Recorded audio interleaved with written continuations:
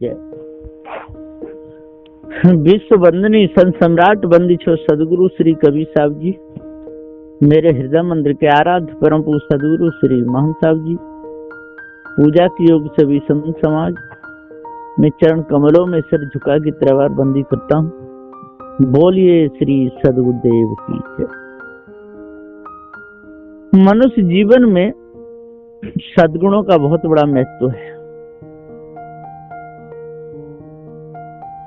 सद्गुण मनुष्य के अंदर कभी भी विकार नहीं आता है। अब कहेंगे कि नहीं, बहुत से सद्गुणी थे, उनके अंदर विकार आ गए, तो वो सद्गुणी नहीं थे। सद्गुण जहां पूर्ण रहेंगे तहां विकार नहीं आएंगे, जहां पूर्ण प्रकाश रहेगा वहां अंधकार नहीं आएगा। और जहां अंधकार है वहीं अंधकार आएगा। जैसे दीपक है, दीपक जलता है और प्रकाश होता है, लेकिन उसके तले अंधेरा रहता है, तो वहां तो अंधकार की जो जड़ है वो है दीपक, जिस मेटेरियल से बना हुआ है वो है। लेकिन जहां पूर्ण प्रकाश हो जाएगा फिर वहां अंधकार नहीं रहेगा। इसी प्रकार से कहने सुनने का ज्ञान हो गया तो अंधकार रहेगा, और यदि ग्रंथों में लिखने पढ़ने रटने का ज्ञान होगा तब भी अंधकार रहेगा। जब वो ज्ञान अपने अंदर पूर्ण उतर जाएगा कि वास्तव में जड़ और चेतन दो ही पदार्थ है, तीसरा कोई है ही नहीं, तो न कभी धोखे में फंसेगा न किसी को फंसाएगा। समझ लो उसको पूर्ण ज्ञान हो गया। ये पूर्ण ज्ञान की पराकाष्ठा है। इसलिए कभी भी धोखे को जन्म नहीं देना चाहिए। और जो मनुष्य धोखे को जन्म देता है तो समझ लो कि वो उसी का पूत उसे खा जाता है। ये धोखा किन का पूत है, कहां से प्रकट हुआ? ये धोखा मनुष्य से ही हुआ, और मनुष्य को ही ग्रास रहा है। इसलिए उस धोखे को जन्म मत दो जिसके द्वारा विनाश हो जाए।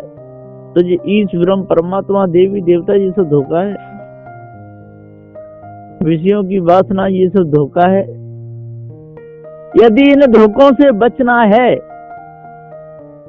तो पार की संत गुरुजनों की शरण गहो और जड़ मूल से धोखे को त्याग दो। लेकिन धोखे को त्यागने के लिए उस धोखे की जानकारी होनी चाहिए कि वास्तव में धोखा है कि नहीं। पूर्ण परख होनी चाहिए, पूरी जानकारी होनी चाहिए। कोई कर्म करके जाना जाता है और कोई कर्म देख करके जाना जाता है। इसलिए जो करके जो जाना जाता है, करके जैसे भक्ति है या संत गुरुजनों सेवा हम करते हैं, भोजन बनाते हैं या कपड़े धोते हैं या उनके साथ में रह करके जो उनका स्वभाव है, जो उनका जो वैराग्य है उसको धारण करते हैं। ये करके करना चाहिए। और ये विषय वासना है जो संसार की, इसको तो सुन करके जान करके उसको त्याग देना चाहिए, क्योंकि उसमें कुछ है नहीं। ये नहीं कि पहले करके देखो और तब त्यागेंगे, नहीं तो फिर अनुभव नहीं रहेगा। लोग कहेंगे आपको उस विषय का अनुभव नहीं है, तो बोल कैसे सकते हो? ऐसे बहुत से लोग कहते हैं। मूर्ख लोगों की कमी नहीं है, महात्मा से बढ़ जाते हैं। वो कहते हैं कि जब आपने शादी नहीं करी है ना, स्त्री के साथ में आप रहे नहीं, बच्चे पैदा नहीं रहे, तो आपको क्या पता है? अरे पता है मूर्खो, आपको ही देख के मालूम है। वो कोई सुखी नहीं है, बहुत दुखी है, और इतने दुखी हैं कि रो रो के अंधे हो जाते हैं। लेकिन आदत पड़ जाती है विषयों की, छोड़ नहीं सकते। इसी प्रकार से भ्रम भूल कल्पना, जी ईश्वर परमात्मा है नहीं, कोई दिन और रात साधना करता रहे, और वो लोग कहते नहीं आपने साधना करी नहीं है तो आप ईश्वर के विषय में बोल कैसे सकते हो? अरे कि बोल सकते हैं डंके की चोट, जो है ही नहीं तो कितनी भी साधना कर ले, जो है ही नहीं तो कितने भी साधना कर, वो कभी मिलने वाला नहीं है। लोग कहते उल्टे लटको तब परमात्मा मिलेगा, कोई कहते चौरा धुनी तब परमात्मा मिलेगा, कोई कहता है पत्थर बांध के छाती से समुद्र में कूद जाओ तब परमात्मा मिलेगा। समाधि, जल समाधि, थल समाधि, इन समाधियों को ले करके लोग पर मुक्त होना चाहते। सदगुरुदेव जी पुकार के समझाते हुए कहते हैं कि भैया ये तो मोटी बात है, तुम समझ लो उस परमात्मा के रंग नहीं, रूप नहीं, आकार नहीं, प्रकार नहीं, निराकार, चित्त मन बुद्धि वाणी से परे है ना, तो ना आपको पहले कभी मिला था, ना आज मिलेगा, ना आगे कभी मिलेगा। इसलिए इसकी आशा छोड़ो, छोड़ो आस के पास की रोज और मोल बिनौरे ले। सदगुरुदेव जी पुकार के समझाते हुए कहते हैं भजन करने से मन निर्मल होता है, लेकिन लोग भजन करना जाने तब, माला फैलने को लोग भजन कहते हैं और नाम रटते रहो उसको भजन कहते हैं। बैठ जाएंगे और रटते रहेंगे श्री कृष्ण गोविंद हरे मुरारी, हे नाथ नारायण वासुदेवा, खूब रटते हैं। कोई 1 घंटा जाप नाम जाप करता है, 1 घंटा, कोई 2 घंटा करता है, कोई आधा घंटा कर लेता है। और पूछते भी हैं क्या आप नाम जाप करते? अरे भैया नाम जड़ है और जाप मिथ्या धोखा है। जो जड़ का जाप हम करेंगे तो मिथ्या तो हुआ, और जिसका हमने नाम ले रहे हैं वो वस्तु तो है नहीं। तो हम ब्रह्म ब्रह्म चिल्ला रहे हैं, ब्रह्म कोई वस्तु है नहीं, आत्मा कोई वस्तु तो है नहीं, बहुत चुड़ैल ये भी कोई वस्तु नहीं, ये सब मिथ्या है, नाम जड़ है। तो जब तक हम नामी को नहीं जानेंगे तब तक हम नाम के चक्कर में पड़े रहेंगे। क्योंकि नाम छूट गया, नाम निकल गया, नाम याद नहीं आ रहा। अरे भाई जब नाम निकल गया, नाम छूट गया, नाम याद नहीं आ रहा, तो तू थोड़ी छूटा है, न तू निकला है। तेरे को मालूम है कि नहीं कि नाम निकल गया, नाम छूट गया, तब जड़ है, चेतन है ही नहीं, निकल गया। और तू चेतन अविनाशी है, तू कहां जाएगा? तू तो जैसा है तैसा का तैसा ही रहेगा। जैसे पृथ्वी है, पृथ्वी के गुण में कोई फर्क नहीं पड़ता है कभी भी, और न पड़ेगा। चाहे जली जल हो जाए, चाहे आग पृथ्वी पे लग जाए, चाहे वायु तूफान आते रहे, लेकिन पृथ्वी के स्वरूप में कोई फर्क नहीं पड़ता है। इसी प्रकार से जल के स्वरूप में कोई फर्क नहीं पड़ता है ना। चाहे भूकंप आ जाए, चाहे कुछ भी हो, तूफान हो, कुछ भी रहे, लेकिन जल के स्वरूप में कोई फर्क पड़ने वाला नहीं है। इसी वजह अग्नि पर कोई फर्क नहीं पड़ता है, चाहे वहां जिंदा जला दो, चाहे मुर्दा जला दो, चाहे कुछ भी करो, है ना। अग्नि में चाहे धूल फेंको, कुछ भी, पानी शांत हो जाए, लेकिन अग्नि का जो स्वरूप है उसमें कोई फर्क नहीं पड़ेगा। इसी प्रकार वायु के स्वरूप पर कोई फर्क नहीं पड़ता। तो चारों तत्वों के जो स्वरूप है कोई फर्क पड़ने वाला नहीं है। इसी प्रकार से चेतन अविनाशी जनैया है, ज्ञान स्वरूप है ना। इस पर भी कोई फर्क नहीं पड़ता है। फर्क कब पड़ता है इस पर कि जो अपने आप को भूल जाता है तब पड़ता है। अब भूलने का कारण जन्म और मरण, ये 2 दुख हैं। तो विषय वासना और ब्रह्म कल्पना से ही जन्म मरण होता है। और ये दोनों जाल समझ में आ जाए और इनको जड़ मूल से मिटा दे तो जन्म मरण का जाल छूट जाता है। तो सदगुरुदेव जी पुकार के कहते हैं कि भाइयों आप लोग तो नाम जपने से पार होना चाहते हो, माला फिराने से पार होना चाहते हो, शंख बजाने से पार होना चाहते हो, मठ मंदिर बनाने से पार होना चाहते हो, देवी देवताओं के नाम से बलि चढ़ाने से पार होना चाहते हो, हैं? तो ऐसे तो कोई पार न हुआ है न होगा। कोई नहीं हुए। जितने भी इस संसार में हुए ये सारे के सारे बदे रहे, कोई छूटा नहीं।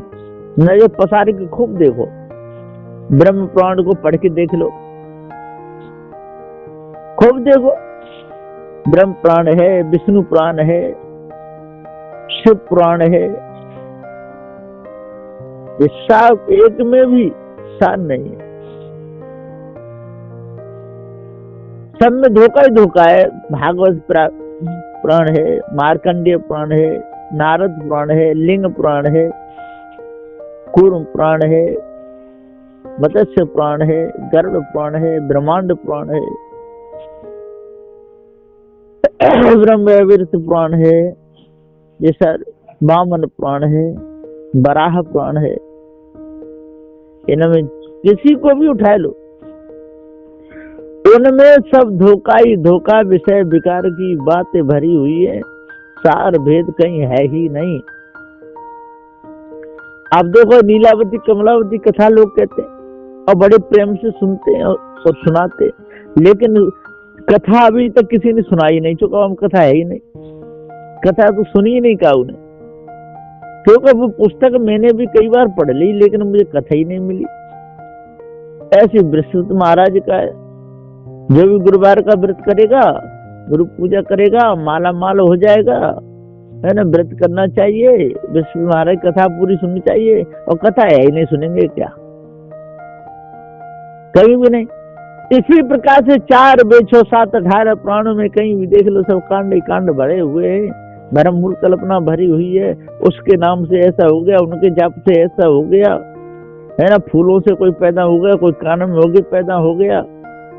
ब्रह्मा जी ने उसके साथ में छल किया, महादेव ने उसको मरवा डाला, उसके साथ में छल किया, है ना। विष्णु ने उसके पास में छल किया, कपट किया।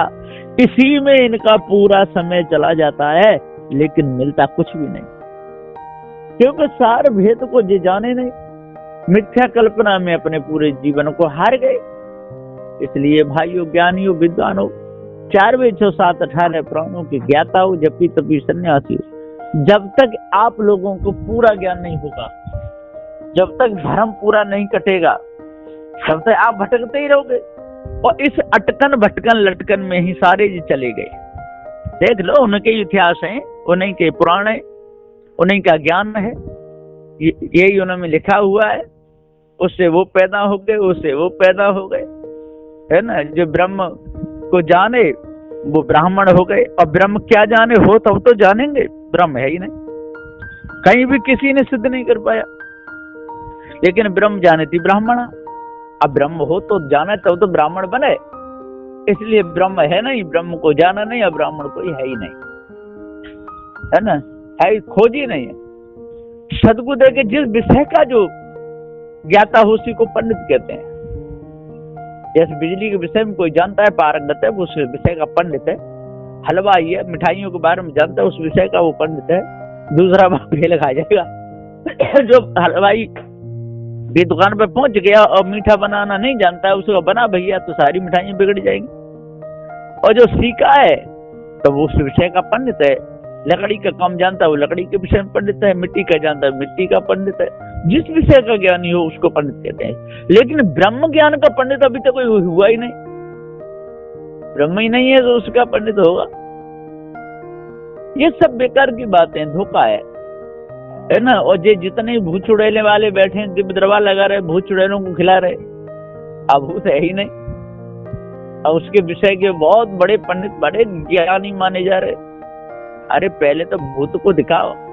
भूत आदमी पे ही क्यों आता है? वो अलग से आगे भी तो बैठना चाहिए कि जी बैठे दिखावे। जितने ये दिव्य दरबार लगा रहे हैं तो एक बार खाली भूतों का दिव्य दरबार लगा के दिखाई दे। तो कहते नहीं, आदमी पे आता है, वो आदमी बोलता है, आदमी नाचता कूदता है। ये सब बेकार की बात है ना। इन धोखे की बातों पे कभी ध्यान नहीं देना चाहिए। अरे भूत है तो जैसे आदमी पर आता तो अलग से भी तो आगे बैठ सकता है, बात भी तो कर सकता है और कह सकता है कि मैं भूत हूँ, सामने कुछ दिखावे करिश्मा। तो ऐसा न है, ना होगा। ये सब बेकार की बातें हैं, ये धोखा है। जैसे रोग कहीं अलग से नहीं है, शरीर की पीड़ा को ही रोग कहते हैं। शरीर में कोई भी दुख होता है उसका नाम रोग है। पेट में दर्द होने लगा रोग है, पथरी हो गई रोग है ना, मोतियाबिंद हो गया रोग है, किडनी फेल हो गई रोग है, हार्ट अटैक आ गया रोग है, खून जाम होगा, थक्के जम गए, उसी को कहते हैं। अब उसका रोग कोई अलग से दिखाओ, कोई वस्तु है तो रोग कोई वस्तु है ही नहीं। रोग मिथ्या कल्पना है, रोग कोई वस्तु नहीं है। अरे शरीर में जो विक्रांति आ जाती है उसी का नाम रोग है। इसी प्रकार से सदु देकर जो मन से भास उठता है, ये मिथ्या धोखा कुछ है नहीं, उसको भूत चुड़ैल कहते हैं, है ना। जो भ्रम में फंस जाए वो समझ भूत के चक्कर में फंस गए, धोखे में फंस गए।